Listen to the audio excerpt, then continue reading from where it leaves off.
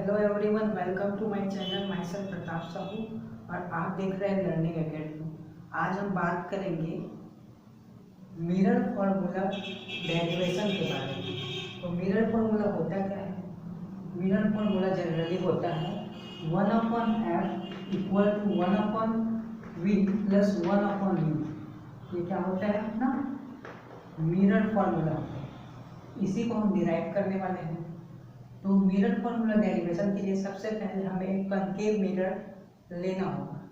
तो हम एक कनकेव मिरर लेते हैं, जैसे कि जानते हैं आप, ये कनकेव मिरर है। ये जो है इसे हम कहते हैं प्रिंसिपल एक्सिस। ये क्या है? Concave mirror. इसे हम बोलते हैं फोकस, इसे आप बोलते हैं सेंटर ऑफ कर्वेचर। तो सबसे पहले मैं इसे अभी रख कर देता हूँ, क्योंकि यहाँ पर जगह की स्पेस की जरूरत पड़ेगी। तो ये होता है फोकस, सेंटर ऑफ कर्वेचर। इसे हम बोलते हैं पोल, जिसको P से रिप्रेजेंट करते हैं।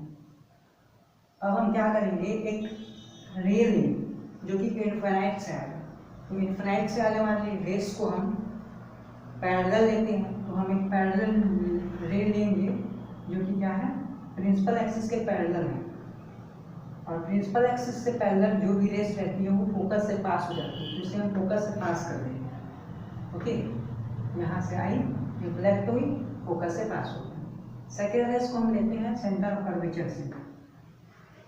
और हमें पता है कि यदि कोई रेस सेंटर ऑफ कर्वेचर से आती है तो after reflection from the mirror it will reflected from the same direction. जहाँ से आई है उस डायरेक्शन में रिटर्न हो जाती है। तो पहला वाला रे ये वाला और सेकेंड ये वाला जो कि सेंटर ऑफ कर्वेचर से पास हो, वो दोनों एक पॉइंट पे इंटरसेक्ट कर रहे हैं। इस पॉइंट पे हम इमेज ड्रॉ करेंगे, लेकिन उससे पहले यहाँ पर हम ऑब्जेक्ट जो है तो उसको हम ए बी से रिप्रेजेंट कर देते हैं।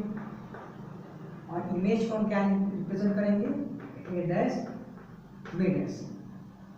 तो अब दिखाई दे रहा है क्या कि ये फर्स्ट और सेकेंड इंटरसेक्ट करके इमेज बना दिया। अब हमें कनकेव मिरर से एक मिरर फॉर्मूला डिराइव करना है। तो मिरर फॉर्मूला डिराइव करने के लिए सबसे पहले अपन क्या करेंगे, दो ट्रायंगल लेंगे, ये वाला ट्रायंगल और ये वाला ट्रायंगल। चलो लिख देते हैं उसको। ट्रायंगल कौन सा? ए बी सी ये वाला, और ए डैश बी डैश सी ये वाला। ओके, ए डैश बी डैश सी, दो ट्रायंगल हमने लिख दिया। यहाँ दिखाई क्या जा रहा है कि ए बी सी ये वाला एंगल और बी डैश ए डैश सी ये वाला एंगल दोनों 90 डिग्री पे दिखाई दे रहा है। तो हम क्या कर लिख देंगे कि ट्रायंगल जो ए बी सी है और triangle B dash A dash C, sorry B dash A dash सी, दोनों का कितना डिग्री पे है? 90 डिग्री पे। ये वाला एंगल और ये वाला एंगल दोनों एक दूसरे के वर्टिकली अपोजिट है, तो इसलिए ये वर्टिकली अपोजिट एंगल से बराबर हो जाएंगे। तो लिख देंगे क्या हम, angle A C B equal हो जाएगा किसके, A dash C B dash के। इससे वर्टिकली अपोजिट एंगल से। तो कहे कि एक ट्रायंगल पे दो एंगल बराबर है, एक 90 डिग्री है, एक वर्टिकली अपोजिट से बराबर है। तो ए सिमिलरिटी रूल से, कौन से रूल से? ए सिमिलरिटी रूल से।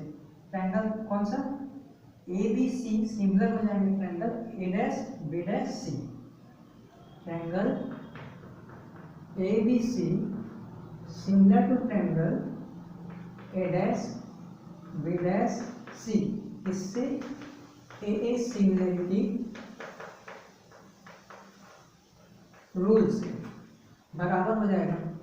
तो जब भी इस ट्रायंगल पे मीन्स दो एक ट्रायंगल अगर सिमिलर होते हैं तो करस्पॉन्डिंग रेशियो जो कि हमारा है ये वाला ए बी और A dash B dash upon में हो जाएगा, A B upon A dash B dash, इसके बराबर हो जाएगा B C upon A dash C के, B C upon A dash C के, ये वाला और ये वाला। इसको हम इक्वेशन फर्स्ट ले लेते हैं। क्या करते हैं, इसको हम इक्वेशन फर्स्ट लेते हैं। अगेन हम दो ट्रायंगल लेंगे, कौन सा? ये वाला और ये वाला। लेकिन इससे पहले हमें एक कंस्ट्रक्शन करना पड़ेगा। यहाँ हम एक नॉर्मल ड्रॉ करेंगे जिसको अपन एम और एन से रिप्रेजेंट करते हैं। तो यहाँ दिखाई क्या दे रहा है कि ये वाला एंगल 90 डिग्री पे है और ये वाला एंगल भी 90 डिग्री पे है। यहाँ भी ये और ये दोनों वर्टिकली अपोजिट से बराबर है। तो उसी लिखना बस है कि क्या है, एम एन और F, triangle M N F और triangle A dash B dash F, A dash B dash F. दिखाई क्या जा रहा है कि M N F, triangle M N F बराबर है किसके, B dash A dash F, B dash A dash F. इससे तो 90 डिग्री है इसलिए बराबर हो जाएंगे। उसके बाद हम क्या करेंगे, ये वाले एंगल जो वर्टिकली अपोजिट लिखे हैं उसको भी लिख देते हैं अपन। तो हमारा A dash F B dash, triangle A dash F B dash इसके बराबर हो जाएगा जो हमारा M F N, M F N इससे वर्टिकली अपोजिट एंगल से बराबर हो जाएगा। अब कहे कि ये वाला ट्रायंगल और ये वाला ट्रायंगल पे दो एंगल बराबर है और अभी हमने यूज किया है कि ट्रायंगल, दो एंगल किसी ट्रायंगल पे यदि दो एंगल बराबर होता है तो ए सिमिलरिटी रूल से दो ट्रायंगल सिमिलर हो जाते हैं। उसी प्रकार से हमारा जो ट्रायंगल ये वाला एम एन एफ सिमिलर हो जाएगा किससे, ए डैश बी डैश एफ के साथ, किससे, तो ए सिमिलरिटी रूल से,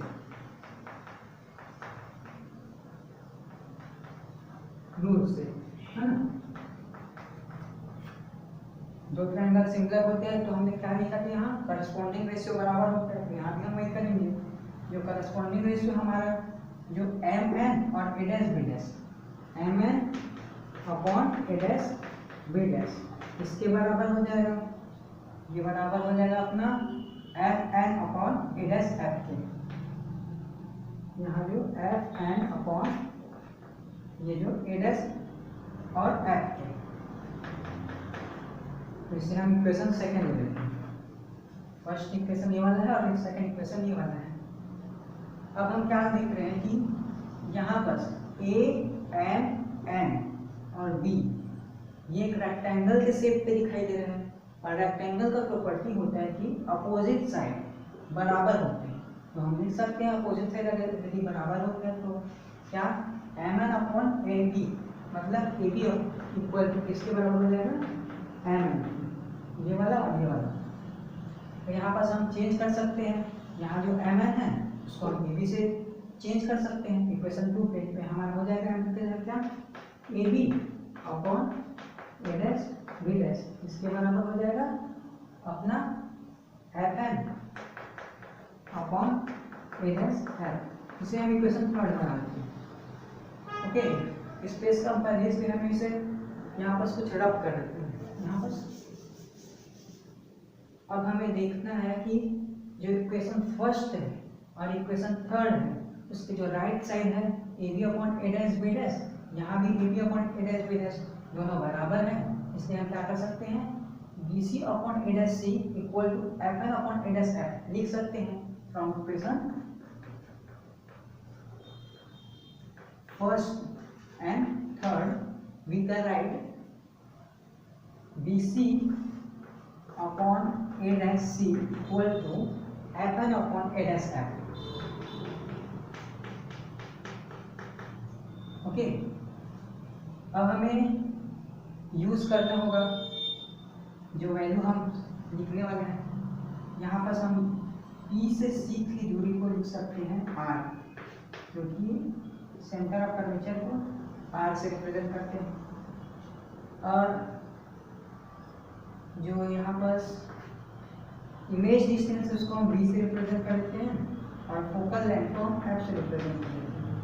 तो यहाँ पर देख रहे हैं कि जो BC है, BC इसको हम क्या लिख सकते हैं, PB माइनस PC लिख सकते हैं। इसको हम क्या लिख सकते हैं, PB माइनस PC लिख सकते हैं अपॉन ए डैश सी ये वाला है तो ए डैश सी को हम क्या लिख सकते हैं, P C minus P A dash लिख सकते हैं, P C minus P A dash equal to F है, एफ हमारा है यहाँ और एन ये है। तो हम कई बार देखते हैं कि जो एन और पी की दूरी है एकदम बहुत पास है इसके, इसलिए ये एन पी में कोलाइड हो जाएगा, और पी में कोलाइड हो जाएगा इसलिए हम एन की जगह पी लिख सकते हैं, इसलिए हम एन की जगह क्या लिख देंगे, एफ पी लिख देंगे। वही जो एडस एफ है हमारा, एडस एफ यहाँ हम इसको क्या लिख सकते हैं, पी एडस माइनस पी एम लिख सकते हैं। ओके, पी एडस माइनस पी एफ लिख सकते हैं। और हमारा जो वैल्यू दिया हुआ है यहाँ पर, उसके लिए हमें कुछ रब करना पड़ेगा। चलो इधर का हो गया है तो हम इधर रब कर लेते हैं।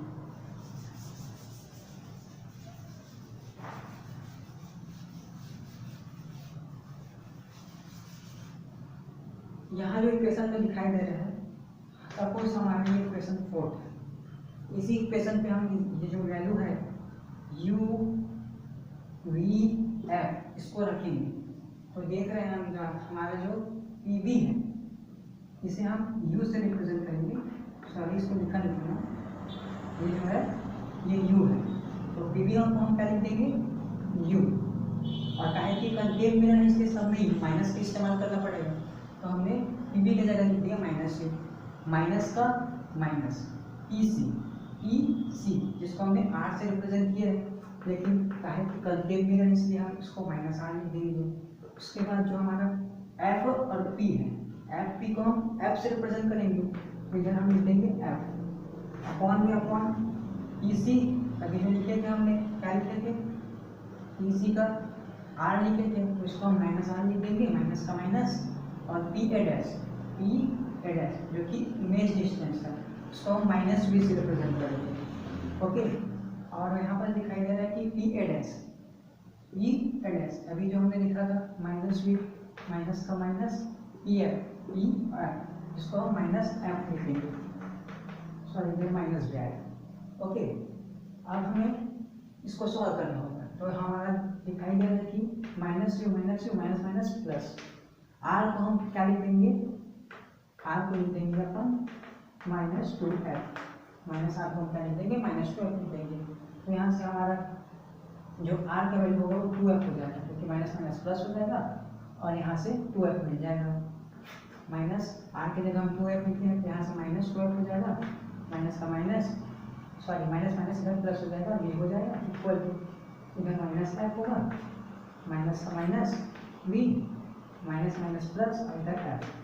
अब हम क्या करेंगे, क्रॉस मल्टीप्लाई करेंगे, ऐसे क्रॉस मल्टीप्लाई करेंगे। तो क्रॉस मल्टीप्लाई करेंगे, देखेंगे कि जो हमारा दिखाई दे रहा है यहाँ से u का इन दोनों के साथ मल्टीप्लाई करेंगे, वही प्लस का प्लस, 2f का भी इन दोनों के साथ मल्टीप्लाई करेंगे, इक्वल टू हमारा f का इन दोनों के साथ मल्टीप्लाई होगा माइनस एफ इंटू माइनस का माइनस 2f, इधर प्लस से प्लस वी का भी। अब हम u का इससे मल्टीप्लाई करेंगे तो माइनस माइनस प्लस u भी, इसके साथ करेंगे तो माइनस uf हो जाएगा।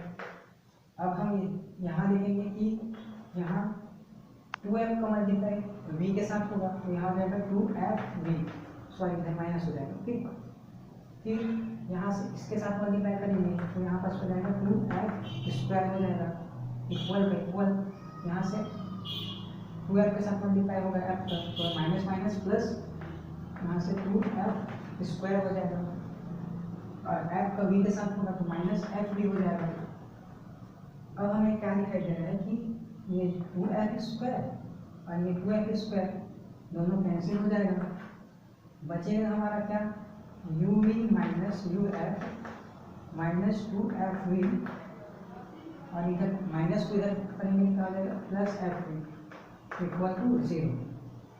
अब 2 में 1 को घटाएंगे कितना बचेगा, uv माइनस uf, यहाँ से माइनस fv बचेगा।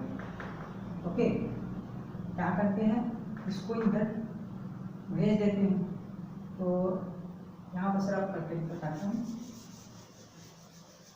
यहाँ से हमारा बचेगा वैल्यू क्या, U V minus U F, इसको हम वहाँ इधर क्या करते हैं, भेज देते हैं, तो हमारा बचेगा क्या, एफ वी। अब क्या करते हैं, both side you V F से डिवाइड कर देते हैं, डिवाइडिंग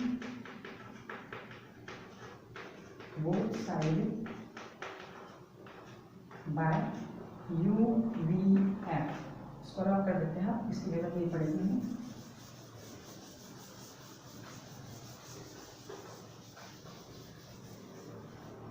तो हमारा ये होगा क्या, U V upon U V F होगा, माइनस का minus, U V F upon U V F होगा, equal F V upon U V F होगा।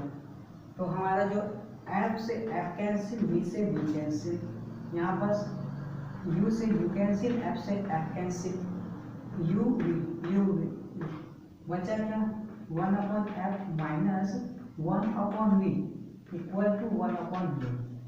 इसको इधर कन्वर्ट कर देते हैं, भेज देते हैं, तो इधर हमारा हो जाएगा 1 upon F equal to 1 upon V plus 1 upon we.